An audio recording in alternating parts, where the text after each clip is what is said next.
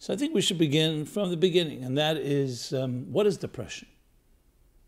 What lies at the core of human depression? Why do we get depressed?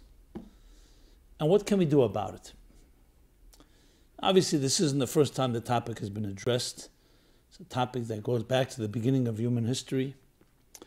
And many, many different answers and theories and concepts have been posited in answering these questions. What depression is, why we get depressed, why some people get more depressed than others, even if they experience similar negative experiences.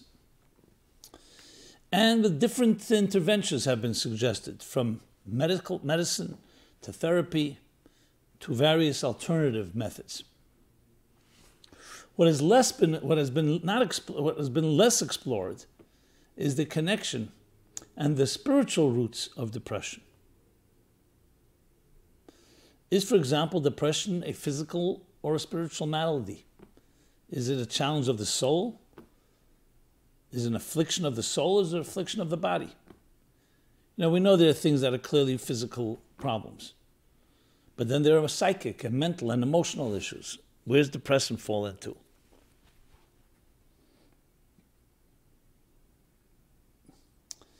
And if we were to introduce spirituality into a person's life, or a heightened state of spirituality and awareness, would that in some way lessen, can it some way lessen the power of depression in our lives? These and many other questions we're going to be addressing. And the reason I mention spirituality, because it's quite intriguing. Not to sound morbid in any way, but the fact of the matter is, a soulless body does not get depressed. In simple terms, a corpse does not get depressed. Depression is a part and parcel and conditional that there's something alive that is getting depressed. Something that's completely dead or lifeless doesn't experience that. Even though it's true people who are depressed sometimes feel like they're lifeless, like a walking zombie, and I feel like I'm empty, and literally almost like a walking dead. But it's still a feeling, and it's a horrible feeling. So clearly it's connected to life itself. That means it's conditioned on the fact that there's some soul at work. However, it's in a depressed state. So where do we go? Let's now address spirituality and talk about the soul. So the conventional explanation is generally about depression, and I will speak in broad strokes, whether it's clinical or whether it's more emotional depression. When I say clinical, meaning a chemical imbalance or a proven medical condition that requires in many cases some form of medication. And then there's depression, which medication will not make a difference. It's just people feeling down. Medication could perhaps make it milder, but it's not medication that's going to solve the issue. But whatever issue it is, whatever form of depression we're talking about, what exactly does it constitute? So here are words that people use in that state: sluggishness, lack of motivation, emptiness. More extreme forms, it could even be self-destructive or suicidal. In more milder forms, it's not motivating. It's lack motivation. You feel down. You feel negative about things. Even when good news comes your way, you see the negative in that as well. Basically, a state of hopelessness and resignation. And the measure of how much, that's already dependent on the individual and the circumstance. Those are some of the, we'll call, symptoms. But if you go a little deeper, what exactly is going on? So, of course, studies by contrast are all very valuable. By looking at something as you want to understand depression, let's look at what's the opposite of depression. It's not oppression, just for the record, obviously. What's the opposite of depression would be an optimistic view, an upbeat view. And that is someone who feels confident, feels secure, feels hope, feels optimism, that things can happen, and does not feel in that sense weak and demoralized.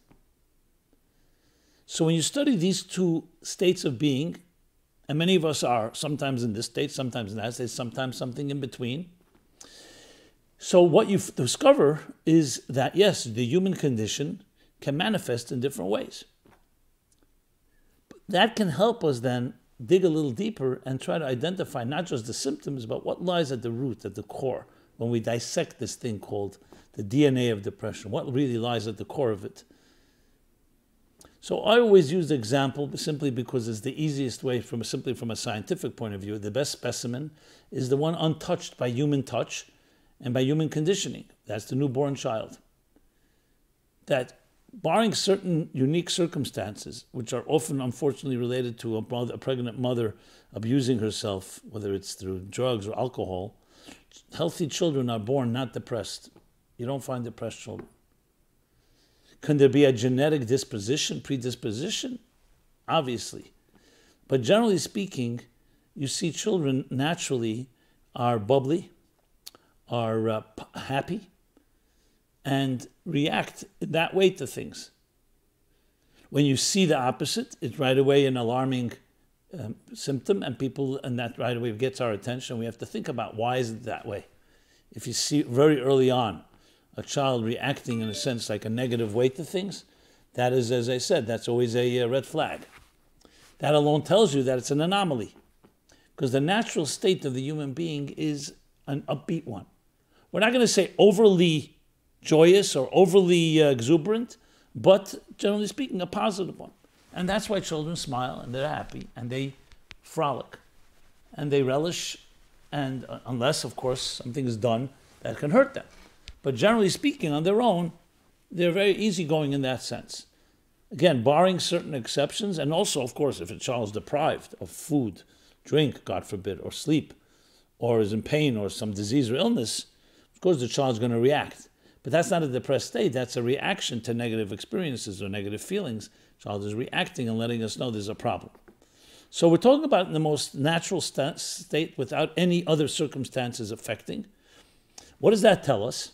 That tells us that life by definition, the soul by definition, is, again, I'd want to use the word joyous, even though it's correct, but I want to use a more neutral word, so it is at peace. There's a certain state of harmony, a certain state of calm that allows for a positive outlook at things. As soon as a person is feeling fear or some type of trepidation and caution, that alone causes us to shrivel up, causes us to retreat, feel that something's not going to work. And that is the beginnings of something that can lead to a depressed state. A depressed state means that you're not expressing yourself, you're not expanding, you're not extending, but drawing back. So if you think of it from that perspective, beyond the symptoms I talked about, the sluggishness and so on, it comes down to how expansive and how expressive is our inner soul. The more expressive and expansive, the more confident that it can express itself, that would be the opposite of depression. That would be the upbeat approach. I'm still looking for that word. I don't have the exact word that's the opposite of depression. Optimism, hope, confidence. When a soul is withdrawn, or a soul, like in a sense, goes back into its shell due to fear, due to disappointment, due to other things that are causing it not to express itself, that would be called a state of depression. And that's actually true when you talk about, let's say, a tropical depression in weather, or you use the word depression in even a physical sense. It's something withdrawing, something like pulling in. Think of it like an inhale, or drawing in. Inhale is a positive thing, but in a sense where it's closing up and drawing in. It's like what you see sometimes when before a storm, there's like the air gets sucked in. They say before a tsunami, the water goes drawn back into the sea before the great wave comes forward. So it's a form of retraction or contraction even, that on a more psychological sense is a withdrawal, with the opposite of depression being an extension. So withdrawal and extension would be good words to describe the innermost core of what exactly is taking place. The question is, why would a soul withdraw? Why would a person withdraw? Why would a person appear? And the symptoms that each one brings, as I defined earlier, this withdrawal leads to a sense of sluggishness, lack of motivation, no drive, lack of passion, lack of excitement, lack of confidence. What is the opposite? The opposite when there's extension is when you feel confident. You feel like I'm going out there. I feel driven. I feel challenged. Something is pushing you. Some passion is pushing you forward. So that would be two ways of the two states of being that we all can go through. So of course the most obvious reasons for a depressed state would be when circumstances around you and the people that love you and the people that are supposed to love you, the people and events around you are causing you to feel that way. You feel threatened. So what do you think will happen when a person feels threatened? What do we all do? We block, we cover ourselves up. We withdraw, we get into a fetal position, we curl up. Physically, psychologically, emotionally. It's like almost protecting ourselves from the bullets. So anyone who's under attack is going to do that. That alone may not be a state of depression, but it's definitely a state of withdrawal. But it's not surprising that it would lead to that, to depression, because after a while, you can say it was an exception, a one-time thing.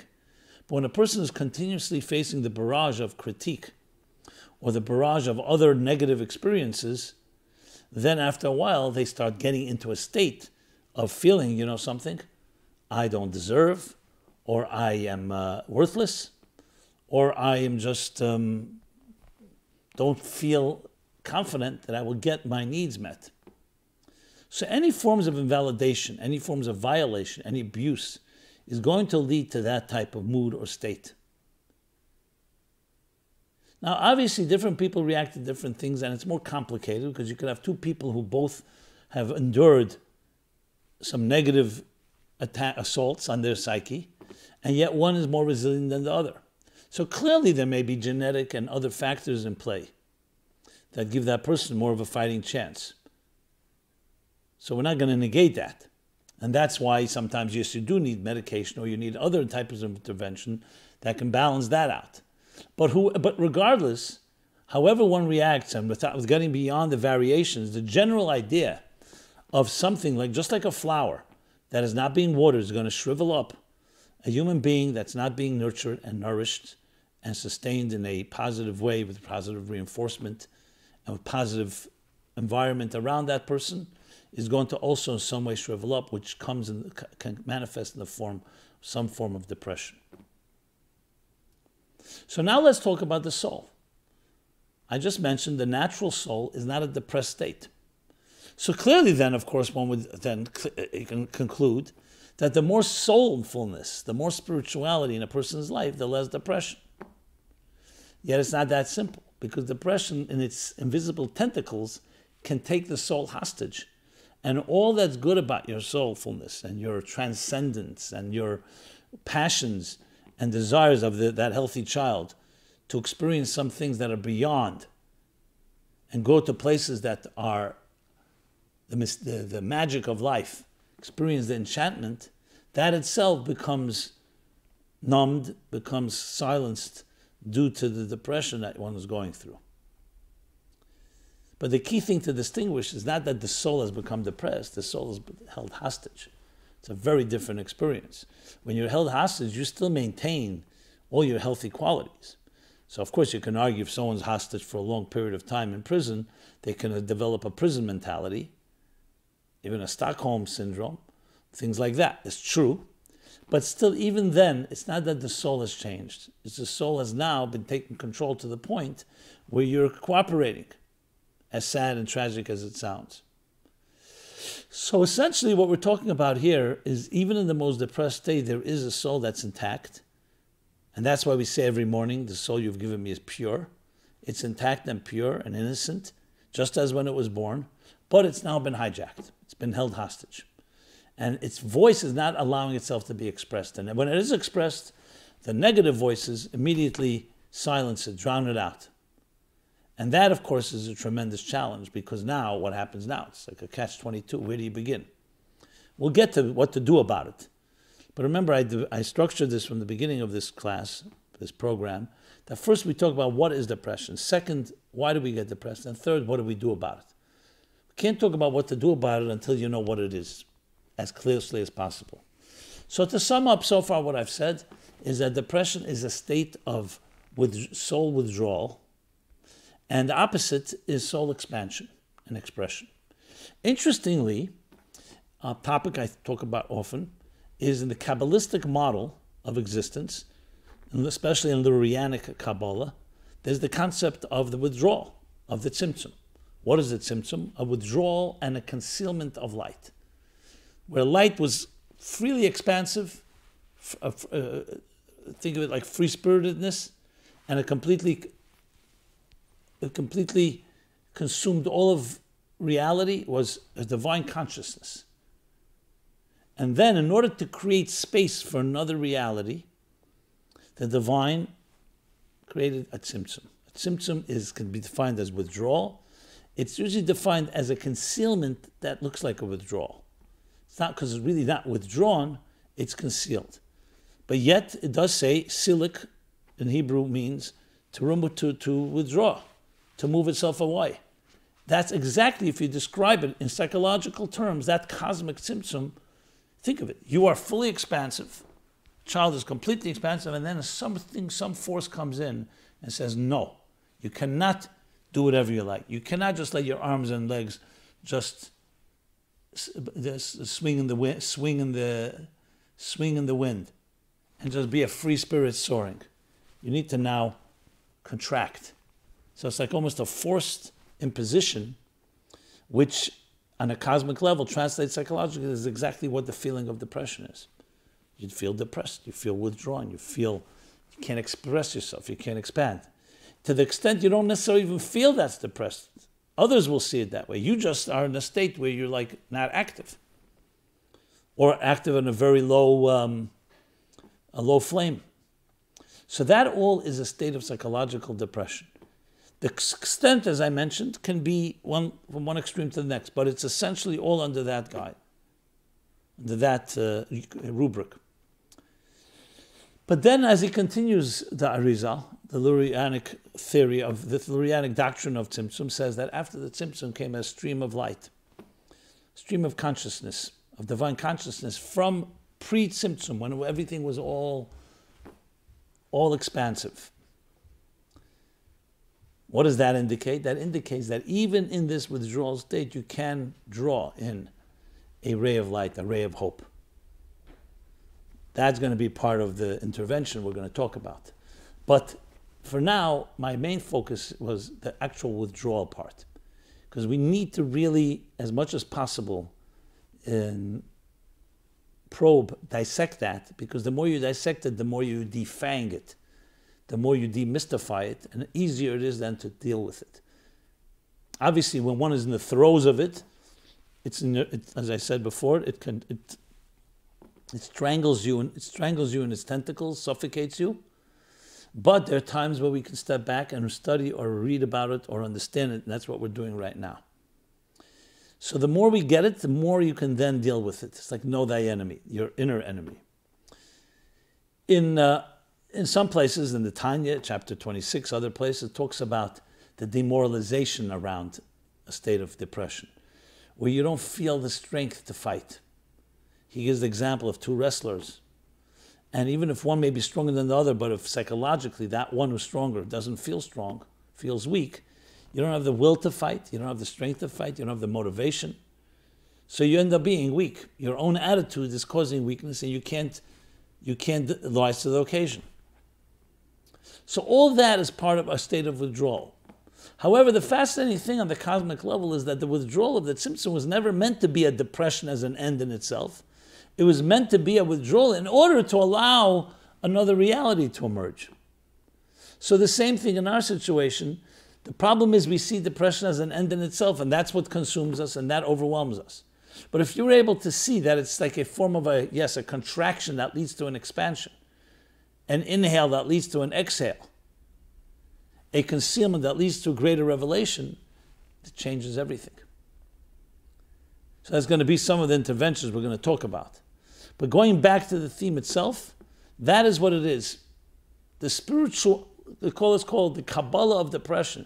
The spirituality of the depression is a state that is that is actually depressing its own spiritual energy.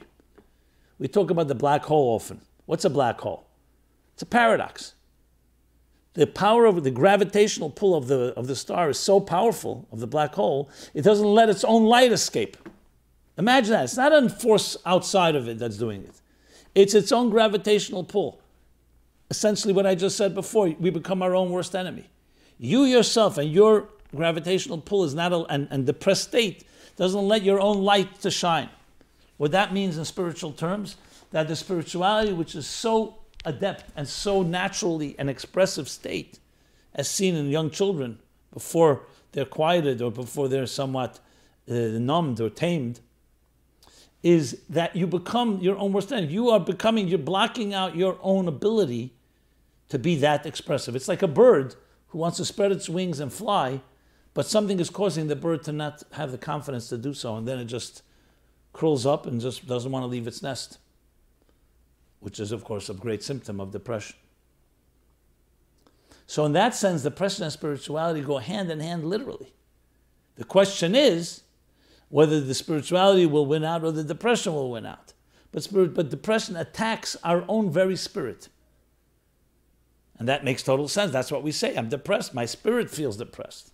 So is it a spiritual or physical malady? For sure a spiritual one.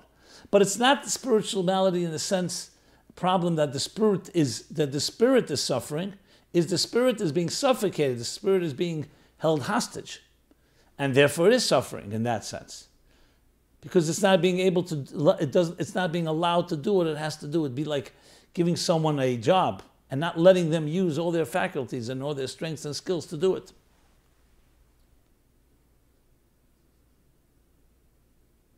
And that's why depression is only in life. It doesn't happen in death. It doesn't happen when you don't have this situation.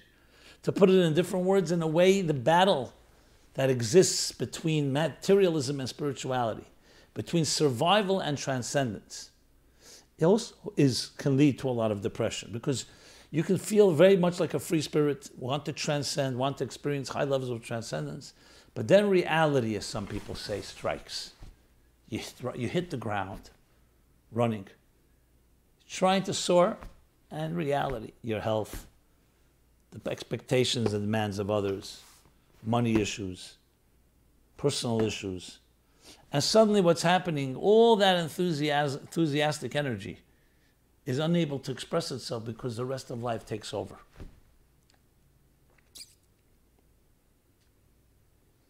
However, when we know that that's exactly the purpose of it all, is to have that, if you want to call it a battle, and to recognize that nothing can match the spirit is always alive and can always be accessed if we so choose. And we must know that we cannot be our own worst enemy, because if you don't have that confidence, who is going to have it? No one else can do it but you. So yes, we have mentors and we have teachers and we have friends who can remind us, who can shake us up. But at the end of the day, there has to be inside of you some type of confidence. Someone who loses confidence, let's say a marathon runner, sprinter, in running a marathon, it doesn't matter how much their coach believes in them, others believe, if the person does not have at least a glimmer of hope or belief, they become their own worst enemy. So you need the coaches, you need the mentors, you need the objective people to encourage, to look at things from an objective perspective, to provide context. But at the end of the day, there has to be something that comes back that awakens that spirit inside the person. The spirit to fight, the spirit to feel confident, to feel hope.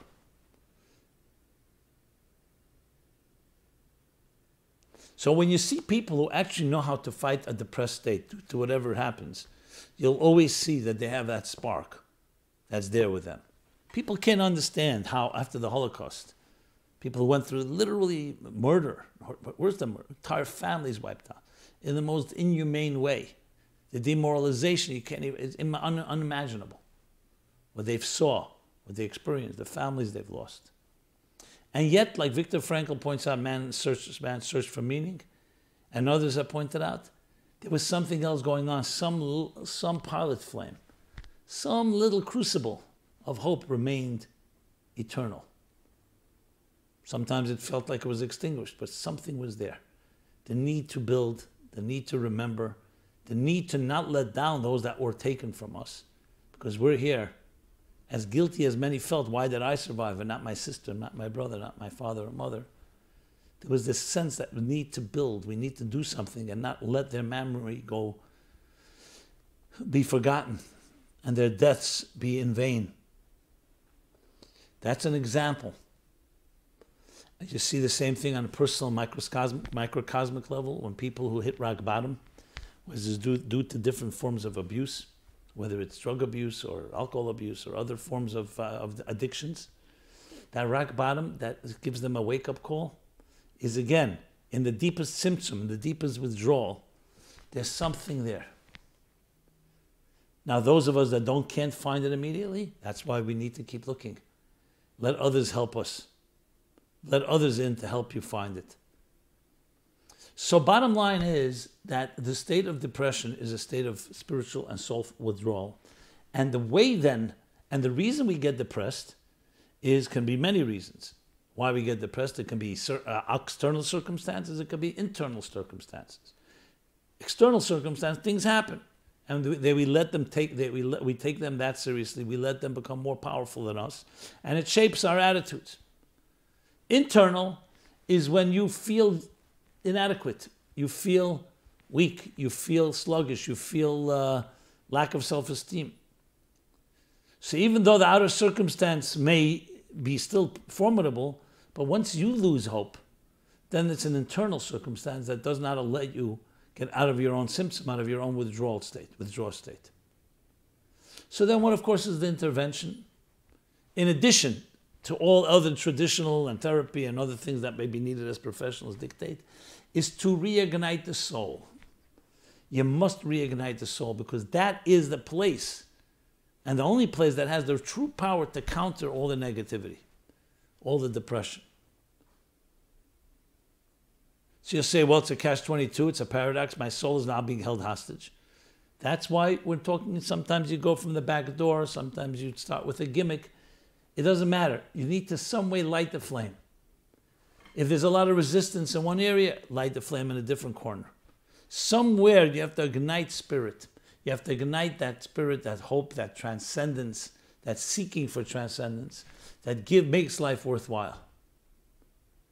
So I always advise, instead of doing this in a way which becomes overwhelming and you realize you can't, you give up because you try and it doesn't work, is to start with something that you're passionate about, something you really enjoy. Just try to get involved in something you enjoy. It doesn't even have to be anything significant, but that you enjoy it. The more you can commit to that, the more you can act on it, what you're doing is, besides the fact doing something that's pleasant, you're also igniting that soul that is being held hostage or in some ways undercover or withdrawn. It's like a child that you see is scared and frightened and trembling and hiding under a table or in a closet. And slowly you extend your arm. The adult extends her hand and says, please, come. The child is terrified. So you bring a little toy to the child, let the child play there. And slowly, not manipulatively, but slowly you draw the child, sees as someone I can trust. Let me trust a little more. So it behooves us to access that soul that may be undercover to some extent or another. And no matter who we are, even if there's no depression, it's always vital to keep that spark burning, because that's the greatest preventive medicine and preemptive measure to all other challenges in life. So it's critical. It's critical to ignite that spark, because that is the hope. That's the light that counters the withdrawn energy, the withdrawn light of the symptom or of the depression. And the list goes on of different examples one can give in how one achieves that. So let's talk a moment about joy. Joy. I've been asked many times, if you're not happy, how could you force yourself to become happy? You can force yourself to do actions, but to impose on yourself to be happy, happy is a feeling. So the first answer is happy is a feeling, but it's also your natural state. As I mentioned with children, it's a natural state. Anyone that feels they belong, anyone that feels in the zone and feels a certain seamlessness with the time and space around them and the circumstances around them is naturally joyous. Joy doesn't mean necessarily making somersaults and dancing and celebrating in that way. Joy is an inner state of being, of contentment, of inner peace, calm, serenity. That's our natural state. If we don't have that, that means other factors are in some way impeding or not allowing that natural joy to express itself. So what would you tell me? Think of the formula. Let the natural joy emerge. And what do you think will happen? All other forces get weaker. I'm not suggesting they'll be eliminated. There may even be a battle. But there's at least a fighting chance. What's the fighting chance? Because you have now going for yourself, not just the negative, the resigned, things can't happen, the depressed state. You have also now another voice that is emerging. But it's not just a philosophical exercise. You have to act on it. You have to find ways to express that inner joy. And that could be being involved with joyous people, bringing joy to others. Yes, celebrating with our children, little children, who are very joyous and happy. Experiencing it with them. To go back and withdraw to your natural, so-called, not natural, but your habitual routines is the last thing you want to do, but that's what most of us do. Because that's the nature of the beast. We gravitate back to our habits and our routines. But here's the opportunity to not do so. Firstly, the time of the year that we're in, to mention it last week, the last Hebrew month, beginning into the high holidays, 60 days has begun our journey. And what do you think it's a journey? It's a journey of finding hope after loss, of reconciliation after betrayal, fixing, repairing after something was broken. So we have special energy. It's called the month of compassion, of love, of relationships. It's a month of rebuilding, a month of hope. But not just hope, fanciful hope, flight of fancy, but hope that comes in a very realistic way after things seemed hopeless. And that hope will spring eternal and will ultimately be the driving force. It's a tremendous healing experience when you feel that. Because it gives us who's going to win this battle. The one that's more dominant, the one that is more expressed. So expressing your soul is exactly the best way to counter the withdrawal of that soul. And how do you express? You take initiative. I mentioned some things before. You take initiative, you start a class, you reach out to someone. It could be a friend, it could be an old friend, it could be someone you haven't spoken to in a long time, it could be a stranger. Initiate. Initiation is expansive. Waiting and being passive and reacting is withdrawal, relatively speaking. So part of the expansive approach, part of the expansion is reaching out, initiating. Proactive instead of reactive. Reactive is always going to feed the other side. Doesn't mean it's always a bad thing to be reactive. But a lot of it is connected because you don't have that go gung-ho, go for it attitude. Now, of course, there's a time for this, there's a time for that, as King Solomon says, the time to speak, a time to be silent. So that's part of the harmony, part of the rhythm, I should say, that creates a harmony. A ratzeh v'shuv, a yearning and returning, tension and resolution. But that already each person has to gauge and develop in their own particular way. So the solution, my friends, is to engage in things that are expansive. You say, 1 second, that's the trap. I'm so depressed, I can't even do that. Okay, so here, if it's to that extent, yes, you may need a doctor. You may need real professionals. If it's to an extent, and even with that, in addition to that, you need motivation to do something you enjoyed or you enjoy. To see how you're influencing others and how you're actually having impact. Is this all a magic trick and you press a button? No, obviously not. But what you're doing is taking your soul in that direction. As you go in that direction, what happens is that expansiveness expands even more, and expansion counters contraction. That's the rule. Now you'll say, 1 second, if there's a need for expansion, there's also a need for contraction. Exactly right. You just don't want it to be that extreme, that the expansion is like spikes, and the depression goes so far down. You want to create more balance. It should look more like a cardiogram with equal and balanced waves. That's the goal. So wherever you are, if you're a nervous person, or nervous wreck even, and you have so many things, so many reasons to feel really down, So there's hope. There's the kav, as I said. There's the glimmer of hope that you have to introduce that can pierce even the darkness of the withdrawal. And that kav, that line of light, that stream of consciousness, that stream of light, manifests in anything we do that fits the bill of an optimistic, hopeful, confident approach. Anyone, if you apply yourself, you can find that. A person who's so consumed with paranoia and fear, and they can't control it, would probably need to see a professional. But many of us can find something, and even with a professional, as I mentioned, these exercises are helpful. Because what they do is, they empower you to achieve anything you want to set your mind to. And I know some of you are going to say, this sounds very fantastical, it's beautiful on paper, it sounds great from you, but it's far, far easier said than done. Acknowledged. It is far easier said than done. But not to say it. And the way you say it makes it easier to get done as well, because at least you've opened the gate. You've opened up the channel, the sinner, as they say, the channel, to this type of thinking. So when you hear the expression, think good, it will be good, it's not just an expression. It's attempting to align that inner joy that is already thinking good with our actions. To access that, to act on that inner sense of confidence that may be undercover or even held hostage. And then it will be that way because it's expressed. So holding on to that actually is the best way. It's like a self-fulfilling prophecy. Because you're accessing the light within you that and not letting it be withdrawn or blackened out. Like in a black hole or darkened, you're allowing it out. So what you're doing is essentially accessing your own best self and letting that best self become your expressive self. Nothing more gratifying than that. And every person at their own pace. And always helpful to talk to someone about it, see how you're doing, get some objective input, even if it's somewhat a little critique. But all this is part of the pace. And in this month, where we travel from darkness to light, and to hope, and to confidence, and to rebuilding, what a perfect time. Time is energy, so this time provides us with that energy and strength. So, the withdrawal of spirit and the expansion of spirit.